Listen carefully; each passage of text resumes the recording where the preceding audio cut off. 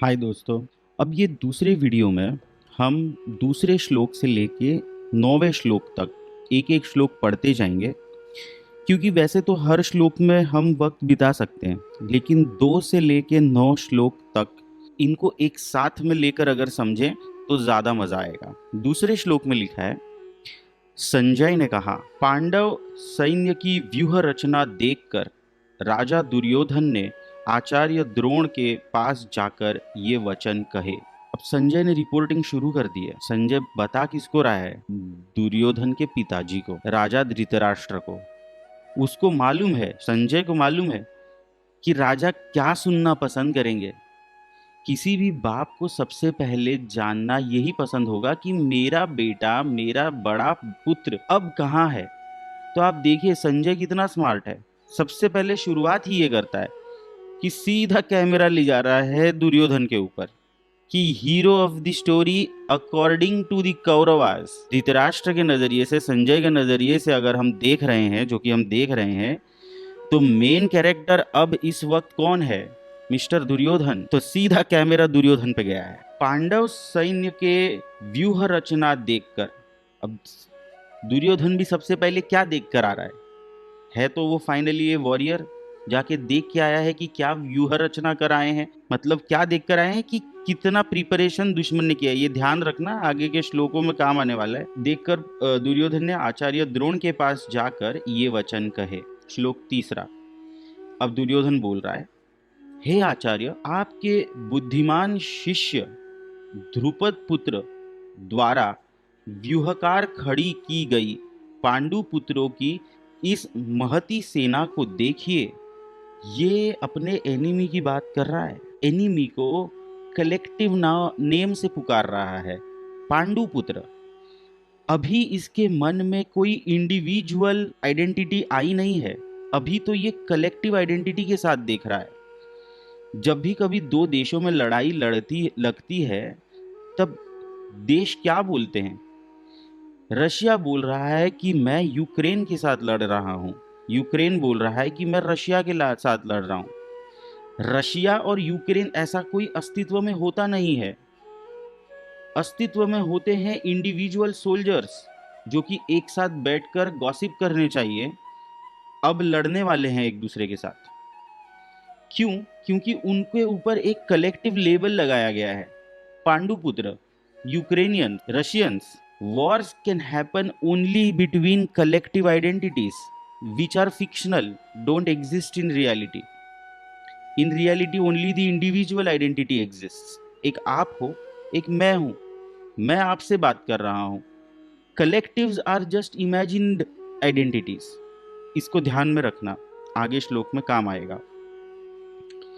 चौथे श्लोक में लिखा है, इस सेना में महान धनुर्धारी शूर योद्धा हैं, जो युद्ध में भीम और अर्जुन के समान हैं, जैसे युयुधान, विराट तथा महारथी राजा द्रुपद। जब भी कभी कोई आदमी किसी की प्रशंसा करता है, जिसका नाम सबसे पहले ले रहा है, आप समझ जाइए कि उसके मन में सबसे ऊपर का स्थान उस व्यक्ति के लिए है। आप अगर पॉलिटिशियंस को देखेंगे, कभी भी स्टेज पर जाते हुए अपना स्पीच शुरू करने से पहले स्टेज पे बैठे महाअनुभवियों का इंट्रोडक्शन लेते हैं। प्राइम मिनिस्टर मोदी जी भी करते हैं। शुरुआत करते हैं डायस पे बैठे हुए सबसे वरिष्ठ व्यक्ति को लेकर। वरिष्ठ किनके मायने? मोदी जी के मायने।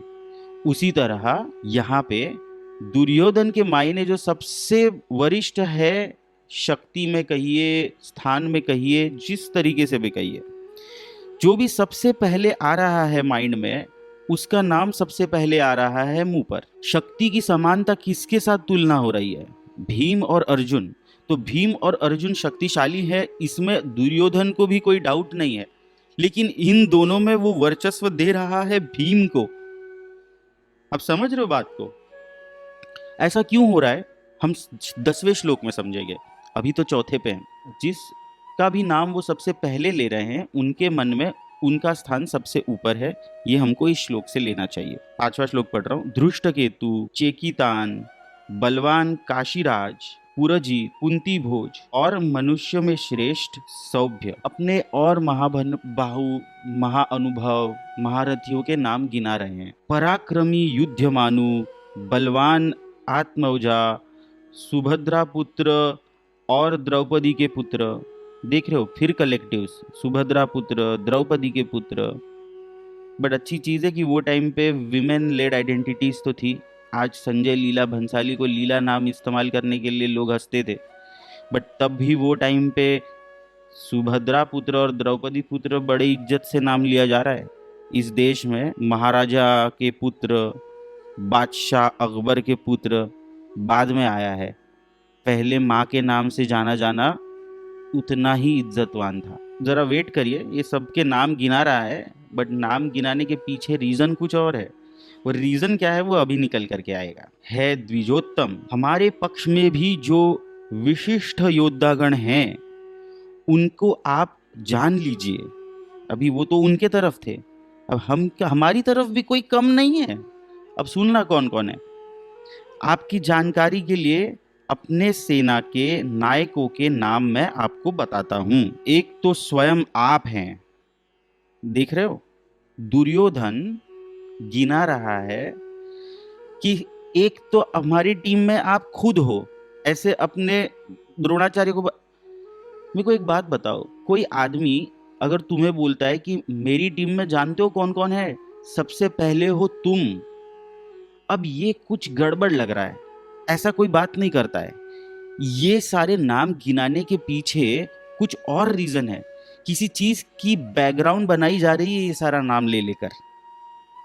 एक तो स्वयं आप हो, भीष्म है, कर्ण और युद्ध विजयी कृपाचार्य तथा अश्वत्थामा, विकर्ण और सोमदत्त का पुत्र है। वाह वाह, कितने सारे लोग मेरे लिए प्राण त्याग करने के लिए तैयार, अनेक प्रकार के शस्त्र शास्त्रों से सुसज्जित तथा युद्ध में कुशल और भी अनेक शूरवीर हैं।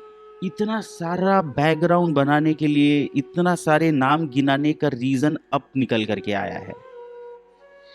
मेरे लिए प्राण त्याग करने के लिए तैयार, यहीं पे सेल्फिश एरोगेंस निकल करके आया है दुर्योधन का। ये सारे बड़े लोग हैं, भीष्म, कर्ण, भीम और अर्जुन के तुल्य लोग, लेकिन ये सब मेरे लिए प्राण त्याग करने के लिए तैयार हैं। मतलब मैं इन सब से ऊपर हो गया, ये सब मेरे लिए प्राण त्याग करने के लिए। आप देखना, जब भी कभी किसी व्यक्ति के चेहरे पर ये खिल जाए चेहरा ये बात करते हुए कि देखो ये इतने सारे महारथीगण किस लिए आए, मेरे लिए ये जो मेरे लिए आए हैं, मैं अपने आप को लोगों से ऊपर रख रहा हूं, यही होता है ईगो का दर्शन। ईगो और कुछ नहीं कहता, ईगो यही कहता है कि और लोग हैं और मैं उनके ऊपर हूं। और इसका ईगो तो चरम सीमे पर है, ये बोल रहा है कि बहुत बड़े बड़े लोग हैं और मैं उन बहुत बड़े बड़े लोगों के भी ऊपर हूं।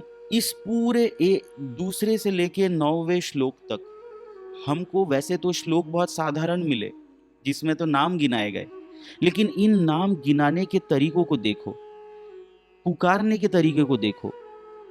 भूमि पुत्र, द्रौपदी पुत्र, सुभद्रा पुत्र, इन सारी चीजों में से भी सत्य निकल करके आते हैं।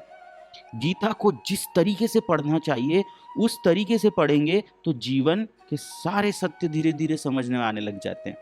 अब आपको समझ में आने लग जाएगा कि आगे क्या होने वाला है, आगे किस तरीके से हम एक एक श्लोक को पकड़ेंगे। और अभी तो एंट्री हुई नहीं है रियल हीरो की, क्योंकि अब तक तो किसी को पता ही नहीं है कि कौन रियल हीरो बनने वाला है। अगले श्लोक में देखेंगे।